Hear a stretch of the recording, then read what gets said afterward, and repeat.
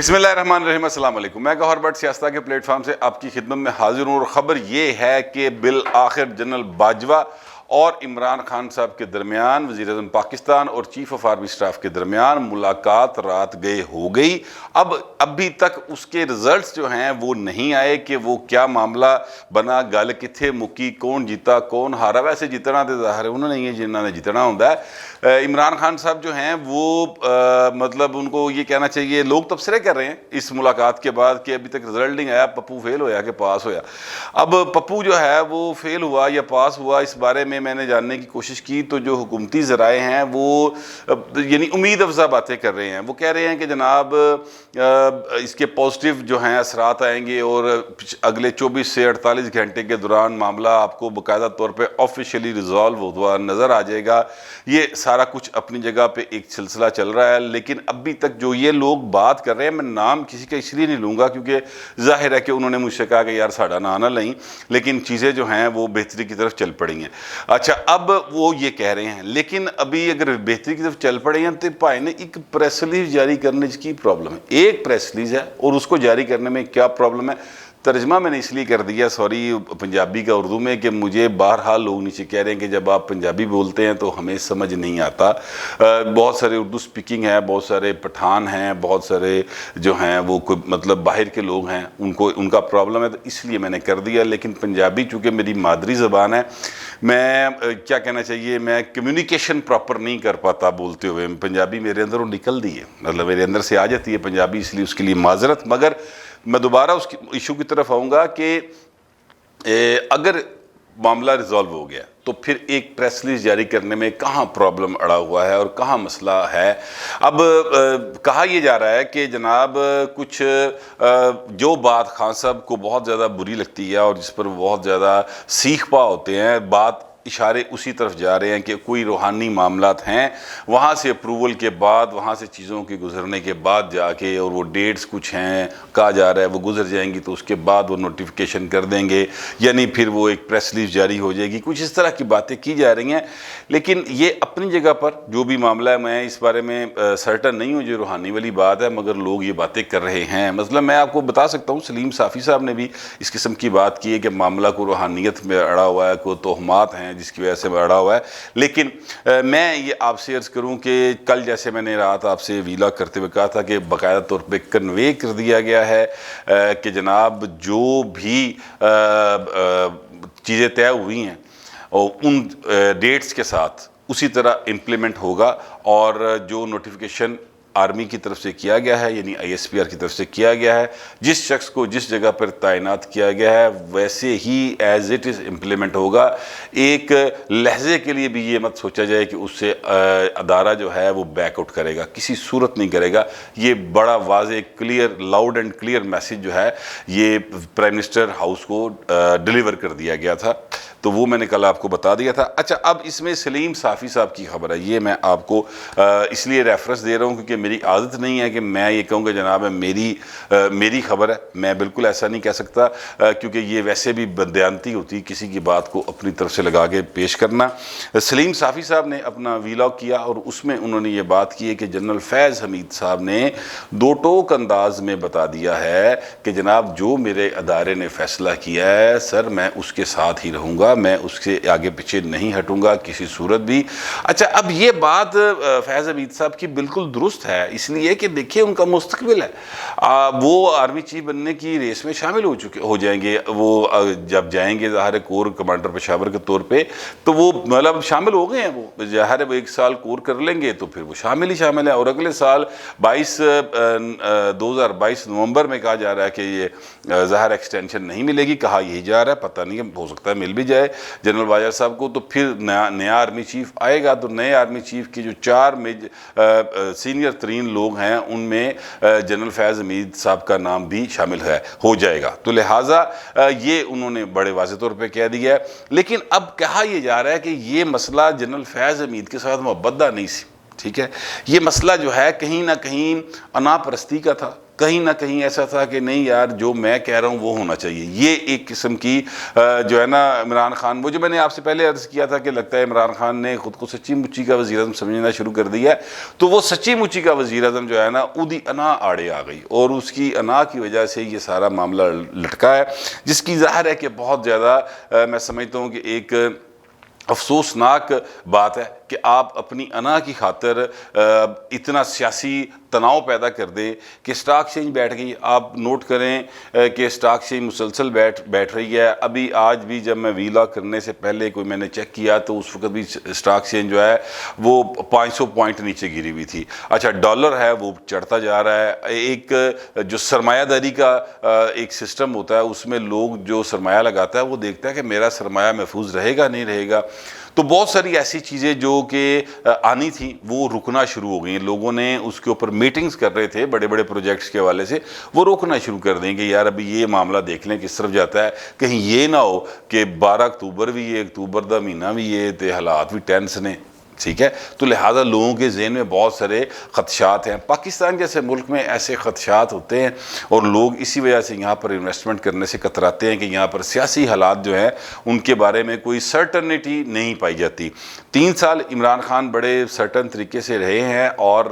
ابھی تک تو ظاہر وزیر اعظم ہیں, لیکن جو ایک دراڑ آ گئی ہے, اب بے شک خان صاحب وہی ساری بات مان جائیں اور مننی پینی بھی ہے, ٹھیک ہے, مان جائیں, ٹھیک ہے, اور اسی طرح سے ہو بھی جائے. ابھی تک نوٹیفیکیشن نہیں ہوا, پریس ریلیز نہیں ہوئی. جو میٹنگ رات ہوئی اس کا ابھی تک آفیشیلی کوئی نہ کومنٹ آیا ہے نہ کوئی پریس ریلیز آئی ہے. اب اس وقت تقریباً 1:30 پونے 2 بجے کا ٹائم ہے دوپہر کا, جس وقت میں آپ کے ساتھ ویلاگ کر رہا ہوں. اس کے بعد آج مجھے نہیں پتا, لیکن جو حکومتی ذرائع تھے وہ یہی کہہ رہے تھے کہ جناب اگلے 24 سے 48 گھنٹے میں چیزیں بالکل ٹھیک ہو جائیں گی. اللہ کرے ہو جائے. خراب ہونی نہیں چاہیے تھیں اصل. کیوں خراب ہوئی؟ خراب ہونی نہیں چاہیے تھیں کیونکہ اس سے پاکستان کا نقصان ہوتا ہے. دیکھیں ہمارے حالات نہیں ہیں, ہمارے معاشی حالات پہلے ہی خان صاحب کی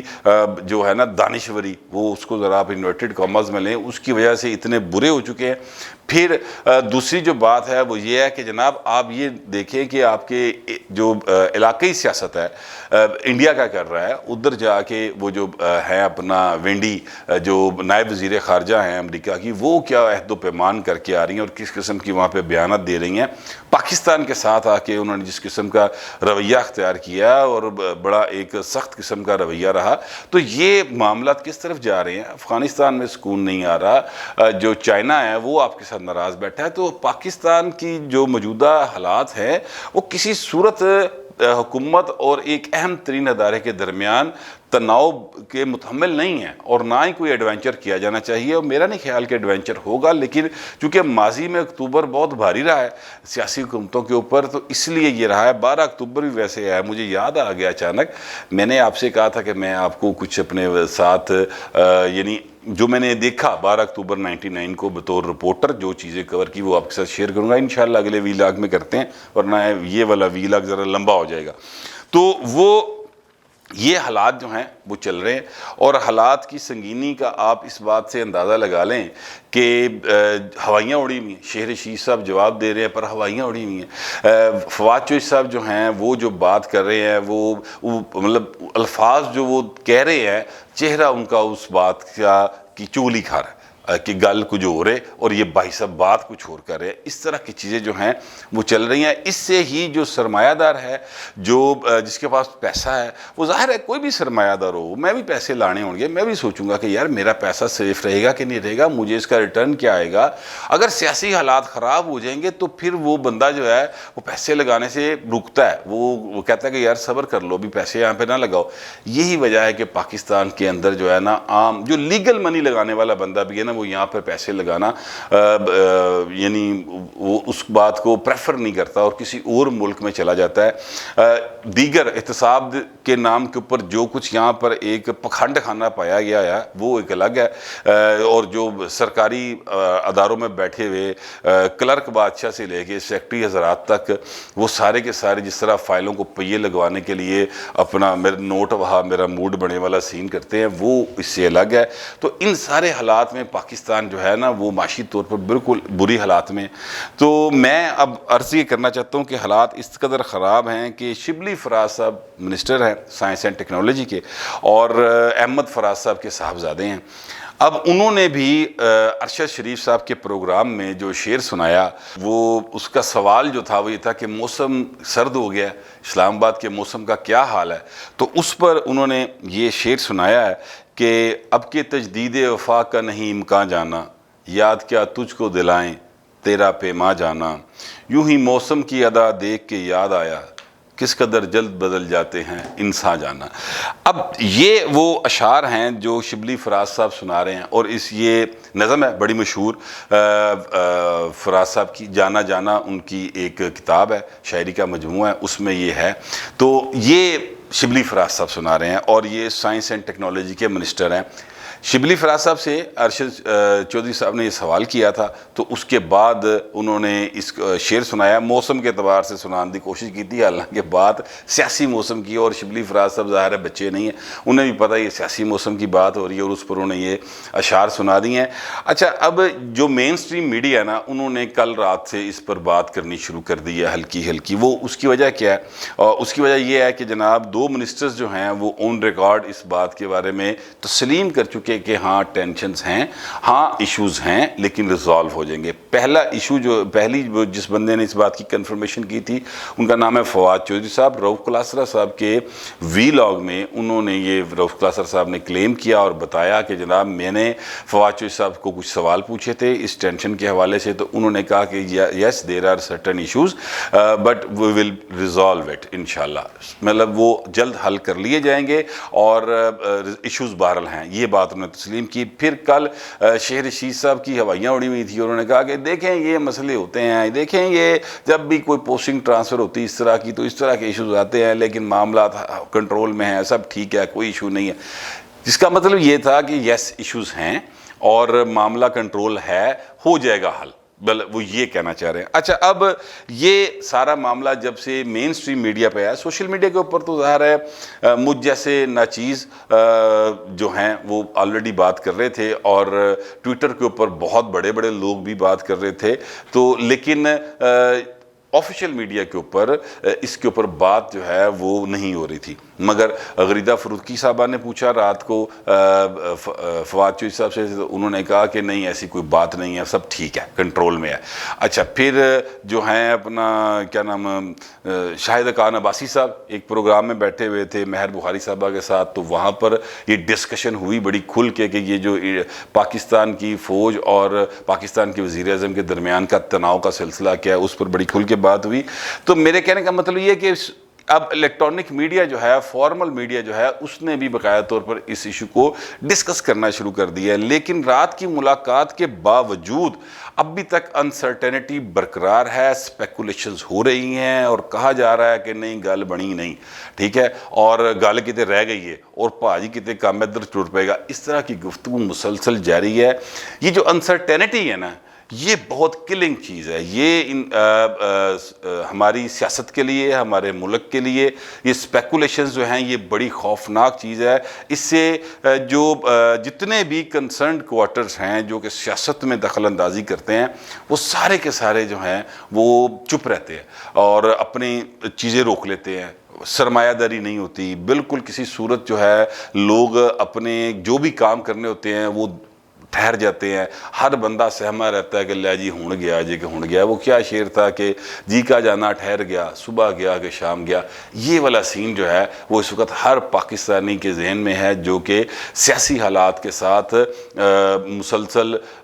اس پر نظر رکھے ہوئے رہتا ہے۔ تو یہ معاملہ چل رہے ہیں، یہ چیز نہیں ہونی چاہیے۔ خان صاحب کو میں نے اس دن بھی عرض کی تھی، مطلب ظاہر ہے میری تو خان صاحب کہاں سنیں گے، مگر میں اپنے طور پہ بطور پاکستانی کے یہ بات اس دن میں نے عرض گزاری تھی کہ حضور یہ جو خالد بن ولید، حضرت خالد بن ولید رضی اللہ تعالیٰ عنہ کا آپ ریفرنس دیتے ہیں، اور حضرت عمر بن خطاب رضی اللہ تعالیٰ عنہ کا ریفرنس دیتے ہیں، تو بھائی جان آپ کو حضرت عمر بن خطاب صاحب کا جو ایک ہی کام یاد رہ گیا خالد بن ولید کو ہٹانے والا، آپ کو نہیں یاد کہ انہوں نے پوچھا تھا کہ جناب ان سے کہا گیا کہ حضرت عمر سے کہ آپ کے پاس تو ایک چادر تھی تو آپ کے کپڑا نہیں بن سکتا تھا، تو یہ کیسے آپ نے دوسری چادر کہاں سے آئی؟ تو انہوں نے بتایا کہ جناب میرے بیٹے نے مجھے دی اپنی چادر، ٹھیک ہے. تو یہ کہنے کا مطلب یہ ہے کہ وہ پیش کرتے تھے پائن تسی دے تحفے دی لسٹ دین تو گئے ہو کہ میں نہیں بتاؤں گا کہ میرے پاس کون کون سی تحائف آئے اور کون کون سے نہیں آئے. صاف منہ کر گئے آپ لوگ. تو اگر حضرت عمر بن خطاب رضی اللہ تعالیٰ عنہ کو فالو کرنا ہے اور یقیناً کرنا چاہیے, ضرور کرنا چاہیے ہمیں, تو پھر بھائی جان پھر پورا فالو کریں. پک اینڈ چوز نہ کریں کہ جو مجھے پسند ہے میں وہ لے لوں, تو جو مجھے پسند نہیں ہے میں وہ چھوڑ دوں. آپ کسی سسٹم میں آنا چاہتے ہیں تو مکمل طور پر آئیں, اپنی پسند ناپسند کے ساتھ نہ کریں کہ جناب میٹھا میٹھا ہپ ہپ تو کوڑا کوڑا تھو تھو. اس طرح سلسلہ نہیں چلے گا.